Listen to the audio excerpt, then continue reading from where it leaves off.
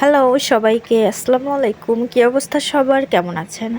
বাজার থেকে নিয়ে আসছে একটি তরমুজ। কালারটা দেখেন, জোশ একটি কালার, দারুণ লাগছে তাই না? আচ্ছা, কিভাবে তরমুজ আমি কাটি দেখেন 2 মিনিটের ভেতরে। আমি আবার বটি দিয়ে কোনো কাজ করতে পারি না, নাইফ দিয়ে আমার কাছে কাটতে সব থেকে বেশি সুবিধা হয়।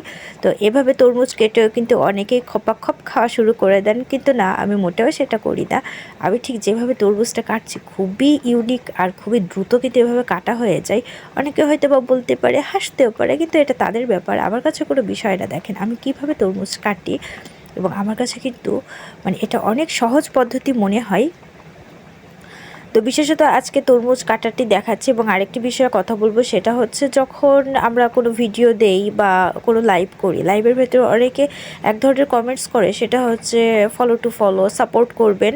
তো আপনাদেরকে বলছি, আপনারা অবশ্যই আমার এই মেসেজটি পাবেন আমার এই ভিডিওর মাধ্যমে।